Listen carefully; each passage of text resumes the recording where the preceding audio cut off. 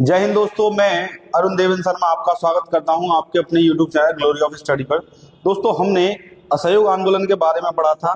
हमने जाना कि असहयोग आंदोलन किस तरीके से स्टार्ट हुआ था और खिलाफत आंदोलन और असहयोग आंदोलन को मिला करके ये जो सत्याग्रह आंदोलन है गांधी जी के द्वारा चलाया गया।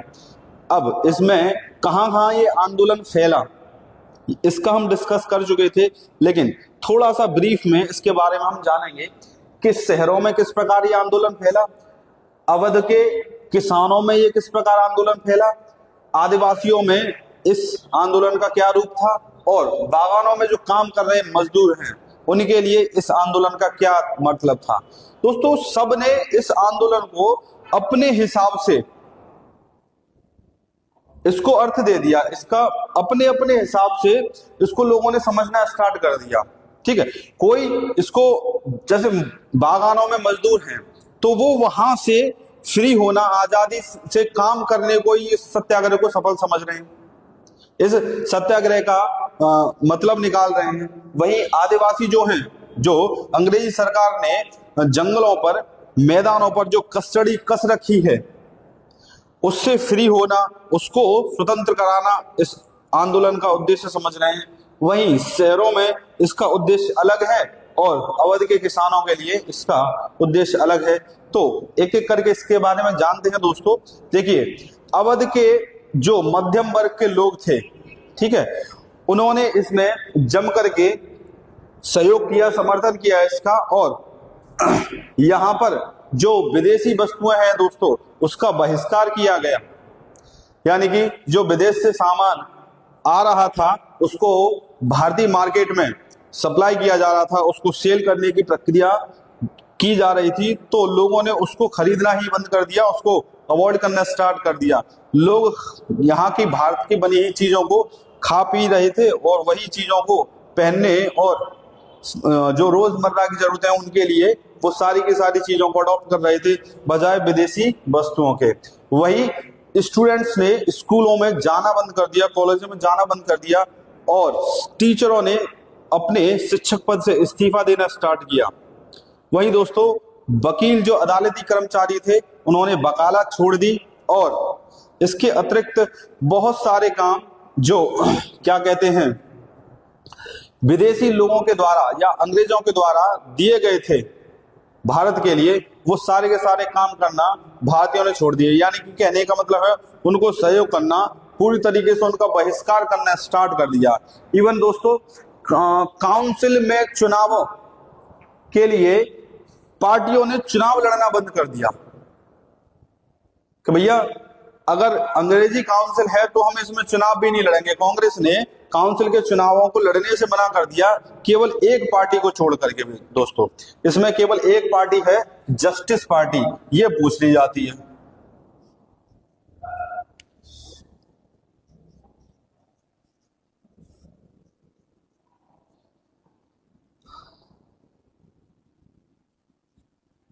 जस्टिस पार्टी ये मद्रास की थी दोस्तों। ये कहां की थी? ये मद्रास की पार्टी थी। केवल इसको छोड़ करके सभी ने चुनाव में हिस्सा लेना ही बंद कर दिया। जस्टिस पार्टी, ये ब्राह्मण इसमें एक भी नहीं था, ब्राह्मण विहीन पार्टी थी। और अधिकतर जो पार्टियां हैं आज भी आप लोग देखते हैं कि ब्राह्मणों का या जो और वैसी पार्टियां हैं जिसमें जनरल कास्ट के लोग ज्यादा हैं उनका विरोध करते थे। अब इसमें इसको लगा कि भाई जब कोई रेस में है ही नहीं तो चुनाव हमें ही लड़ना है और जीतेंगे भी हम ही, है ना। और हुआ भी कुछ ऐसा ही, ये उस समय जीत भी गई थी क्योंकि ये अकेले ही लड़ रहे हैं, ठीक है ना। तो केवल प्रश्न ये बनेगा कि किस पार्टी ने काउंसिल के चुनावों में असहयोग आंदोलन के समय हिस्सा लिया था, जस्टिस पार्टी ने, या किस पार्टी ने काउंसिल के चुनावों का बहिष्कार नहीं किया था तो भी जस्टिस पार्टी ने। ठीक है दोस्तों, अब वही किसानों ने इस आंदोलन में किस प्रकार समर्थन किया। जो अवध के किसान हैं, यानी कि शहरों में हो गया है, शहरों में मध्यम वर्ग ने और जितने भी स्टूडेंट्स थे, टीचर थे, वकील थे, सबने अंग्रेजी सरकार का बहिष्कार किया। लोगों ने चुनाव लड़ना भी बंद कर दिया। अब यहीं पर दोस्तों होगा ही क्या कि शहरों में ही थोड़ा सा एक पॉइंट है कि 1921 से लेकर के दोस्तों 1921 से लेकर के इवन 1922 तक जो विदेशी कपड़ा उद्योग था वो आधा रह गया। ठीक है, जो विदेशी कपड़ा उद्योग का आयात था ना वो आधा घट के रह गया। यानी कहा जाए कि यदि वो उस समय 100 करोड़ हो रहा हो तो वो 50 करोड़ का ही रह गया दोस्तों। ठीक है, यदि वो 100 करोड़ का हो रहा है तो वो 50 करोड़ का ही रह गया। देखिए कितना इफेक्ट पड़ा है ना, कितना उस पर इफेक्ट पड़ा है कि वो सूती कपड़ा जो उद्योग है या विदेशी कपड़ा जो उद्योग है उसका जो आयात है वहां से जो सामान यहाँ पर तैयार होके आ रहा है लोगों ने खरीदना ही बंद कर दिया। तो उसका जो उससे जो विदेश को अर्निंग होती थी, ब्रिटेन को अर्निंग होती थी, वो आधी हो गई। ठीक, अब अवध के किसानों की बारी है कि अवध के किसानों ने इसको किस प्रकार समझा। अवध में एक कहा जाए इस आंदोलन की जो अनुयायी की थी वो आपके थे बाबा रामचंद्र। इस आंदोलन की जो अनुयायी की थी वो आपके अवध में थे एक बाबा रामचंद्र।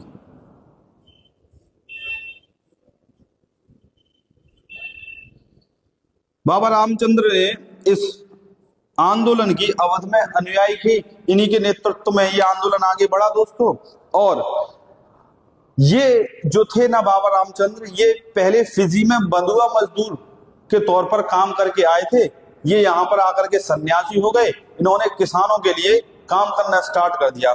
हुआ ही क्या था दोस्तों कि जो तालुदार और जमींदार लोग हैं, जो तालुदार और जो जमींदार लोग हैं वो मालगुजारी के लिए किसानों से ज्यादा टैक्स लिया करते थे। किसके लिए? मालगुजारी के लिए।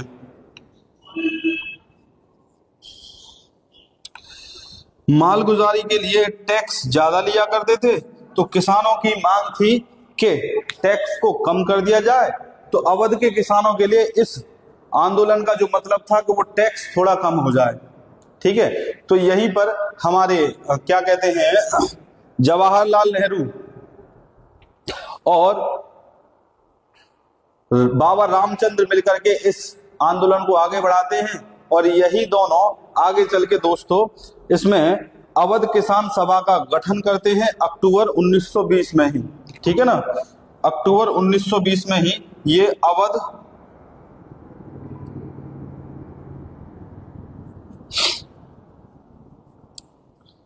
किसान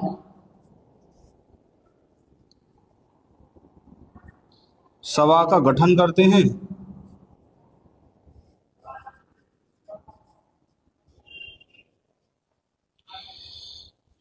जेएल नेहरू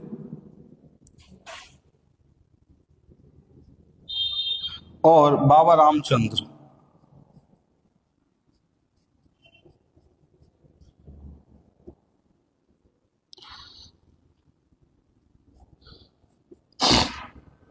इन दोनों के नेतृत्व में यहीं पर अवध किसान सभा का गठन होता है दोस्तों।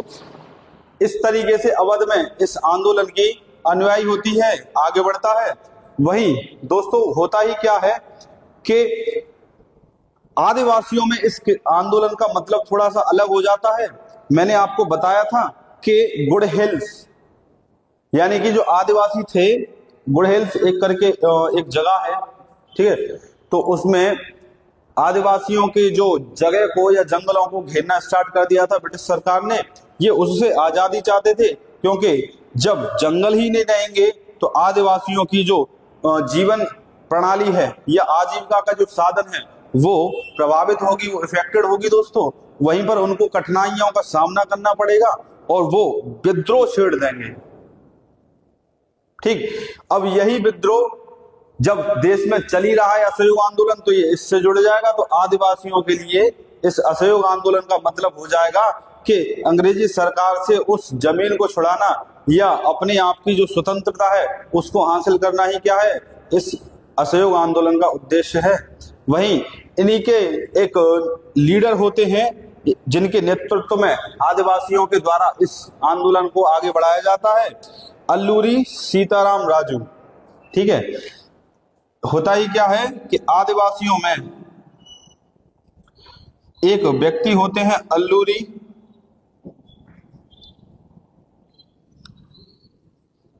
सीताराम राजू।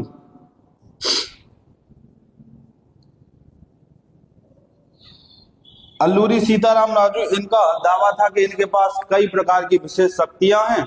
लोग इनको विशेष मानते थे, सुप्रीम मानते थे, थोड़ा सा ऐसा मानते थे कि इनके पास कुछ शक्तियां हैं और ये हमें क्या आजादी दिला सकते हैं। लेकिन 1924 में अंग्रेजों ने इनको सूली पर चढ़ा दिया।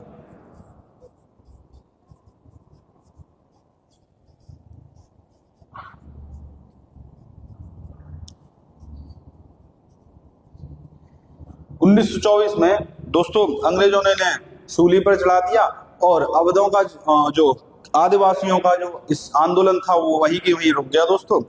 अब इसके बाद ही नंबर किसका है आपका, जो बागानों में मजदूर काम कर रहे हैं वो स्वराज के लिए, अपने राज के लिए, अपनी आजादी के लिए इस आंदोलन को करना शुरू करेंगे, इस आंदोलन का समर्थन करना स्टार्ट करेंगे। था ही क्या दोस्तों कि जो मजदूर काम कर रहे थे वो काफी 2, 4, 5, 10 वर्षों से एक मजदूर एक ही जगह पर काम कर रहा है। किसी को 2 वर्ष हुई, किसी को 5 वर्ष हुई, किसी को 10 वर्ष हुई। तो जब लोगों को ये पता चलता था कि ये 10 वर्ष से काम कर रहा है तो सामने वाले का मनोबल और आत्मशक्ति टूट जाती थी कि भैया ये तो घर ही नहीं जाने देते हैं, है ना, हम यहीं की यहीं फंसे रह जाएंगे, यहीं मर जाएंगे। तो इस तरीके से लोग डरने लगे और इसका हुआ ही क्या कि असहयोग आंदोलन जब स्टार्ट हुआ तो मजदूरों को लगा कि भाई गांधी जी हमारे साथ हैं, अब तो हम कुछ भी कर सकते हैं। लेकिन यहीं पर होता क्या है कि अंग्रेजों के द्वारा 1859 में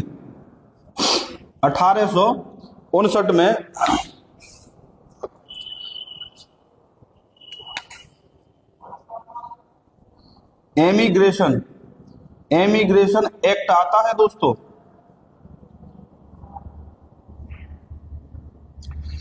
इस एक्ट के तहत ये कहा जाता है कि कोई भी मजदूर बिना बागान मालिकों के मर्जी के काम को छोड़ के नहीं जा सकता है। 1859 का एमिग्रेशन एक्ट के तहत ये बात कही जाती है। इवन लोगों को क्या था भाई कि एक तरीके से बांध के रखना। उनने कहा भाई ये तो अत्याचार है, ये तो गलत है, ऐसा नहीं होगा। तो असहयोग आंदोलन जब चला तो लोगों को लगा कि भाई गांधी जी साथ हैं, तो बागानों को छोड़ करके बहुत सारे मजदूर भागने लगे। बाद में उन्हें पकड़ लिया गया और उनकी अच्छे से पिटाई भी कर दी गई और फिर से उन्हें काम पे लगा दिया गया। अब होता ही क्या है कि आंदोलन में सुस्ती आने लग जाती है दोस्तों। आंदोलन 1920 से स्टार्ट हुआ, 1922 तक इसमें सुस्ती आने लग जाती है। 1921 के लास्ट तक थोड़ा सा फीका पड़ने लग जाता है, क्योंकि खादी जो था आपका वो जो मील में बने कपड़े थे उससे काफी महंगा था, तो गरीब लोग उसको अफोर्ड नहीं कर पा रहे थे।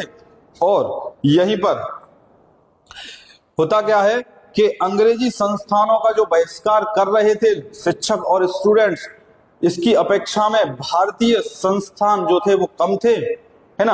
आंदोलन में क्या होता है, सुस्ती आने लगती है। इसमें मैंने बताया है कि खादी जो थी वो महंगी थी आपकी विदेशी कपड़ों की अपेक्षा। भारतीय संस्थानों की कमी थी क्योंकि इतने अच्छे और इतनी ज्यादा संख्या में भारतीय संस्थान भारत में नहीं थे। कांग्रेस के लोग जो थे, कांग्रेस की जो नेता थे वो भी काउंसिल के चुनावों में हिस्सा लेना चाहते थे। उनका मानना था कि अंग्रेजी सरकार को ऐसे नहीं हरा सकते हैं, सिस्टम में पद लेकर के ही सरकार के नियमों को बदला जा सकता है, देश के लिए कुछ अच्छे काम सोचे जा सकते हैं। और यहीं पर होता ही क्या है कि एक और विशेष कारण है कि आंदोलन जो है वो हिंसक रूप ले लेता है। अब गांधी जी को भाई अहिंसा प्यारी थी, जहां भी हिंसा हुई गांधी जी अपना पैर पीछे खींच लेते थे और आंदोलन को वापस ले लेते थे। हुआ ही क्या था दोस्तों कि 1922 में चौरी चौरा हत्याकांड हो गया। एक पुलिस स्टेशन में आग लगा दी गई जिसमें पुलिस के 20 जो कर्मचारी थे वो मारे गए। ठीक, तो गांधी जी डर गए भाई कि ये क्या किया यार, तुमने अंग्रेजी सरकार के पुलिस स्टेशन को ही जला दिया। अब उनको डर लगने लगा कि पता नहीं अंग्रेजी सरकार क्या करेगी। तो वो कहते हैं भाई कि देखो मैं आंदोलन को वापस लेता हूं। ठीक है, ये असहयोग आंदोलन की भूमिका रही है दोस्तों। इसके अतिरिक्त कुछ भी तुम्हें बोर्ड में एक्स्ट्रा नहीं मिलेगा। हाँ, ये बहुत ज्यादा इंपॉर्टेंट है, मस्ट है, इसको अच्छे से पढ़ना, अच्छे से याद करना। ये तुम्हारे बोर्ड में इवन 5 से 10 नंबर का आएगा ही आएगा। ठीक है। अब इसके बाद होगा क्या, साइमन कमीशन आएगा और गांधी जी सविनय अवज्ञा आंदोलन की शुरुआत करेंगे। क्योंकि मैंने स्टार्टिंग में तुम्हें बताया था जब ये आंदोलन स्टार्ट हुआ था कि यदि अंग्रेजी सरकार अपनी जो बुरी नीतियां हैं उनसे बाज ना आए तो भैया संपूर्ण अवज्ञा करो। तो गांधी जी वही स्टार्ट करेंगे, अब सविनय अवज्ञा आंदोलन की तरफ कदम बढ़ाएंगे। गांधी जी समझ गए थे कि भाई इस तरीके से ये चीजें चलने वाली नहीं हैं, एक बहुत बड़े आंदोलन की आवश्यकता है, लोगों में राष्ट्र प्रेम की भावना जगे, इसकी आवश्यकता है। जब तक ये नहीं होगा तब तक हम अंग्रेजी सरकार को चुनौती नहीं दे सकते हैं, उसको हराया नहीं जा सकता है। अब इसके बाद हम पढ़ेंगे ही क्या, सविनय अवज्ञा आंदोलन की ओर, और इसी में ही हम देखेंगे कि कांग्रेस जो है वो दो दलों में बढ़ जाएगी। वहीं साइमन कमीशन आएगा जो जॉन साइमन भारत में लेके आता है। इसमें होता ही क्या है दोस्तों कि भारतीय संविधान की समीक्षा करने के लिए जॉन साइमन जो है वो साइमन कमीशन लेके आता है। इसमें कोई भी भारतीय सदस्य नहीं होता है और वो भारतीय संविधान में सुझाव देने के लिए वो टीम आती है। तुम भारत के हो नहीं, तुम्हें भारत की भौगोलिक स्थिति नहीं पता है, तुम्हें भारत की राजनीतिक स्थिति नहीं पता है, तुम्हें भारत के लोगों के व्यवहार को समझने के लिए समझ नहीं है, तुम उसके लिए डिसाइड करोगे कि भैया इसमें क्या चेंज होना चाहिए, क्या इसमें इंक्लूड करें, क्या इसमें से निकाल दें। इससे लोग भड़कना स्टार्ट होंगे और वो साइमन बैग के जो नारे हैं वो लगाने लग जाएंगे। अब पहले इतने को नोट कीजिए, उसके बाद हाँ एक चीज और दोस्तों, जो मैंने बोला है वो थोड़ा सा पॉज कर करके आपको लिखना पड़ेगा, या फिर आप उसको अच्छे से समझ पाएं या याद कर पाएं तो बहुत अच्छी बात है, लेकिन जो मैंने बोला है इवन उसको लिख लेना तो बहुत अच्छी बात रहेगी आपके लिए। अन्यथा ये थोड़े थोड़े छोटे छोटे साइन तो रहे ही हैं, इन साइनों को भी लिख लोगे तो इनसे भी तुम्हें ये कहानी याद रहेगी। जिसको भी ये नोट करना है नोट कर लीजिए, मैं हट जाता हूं।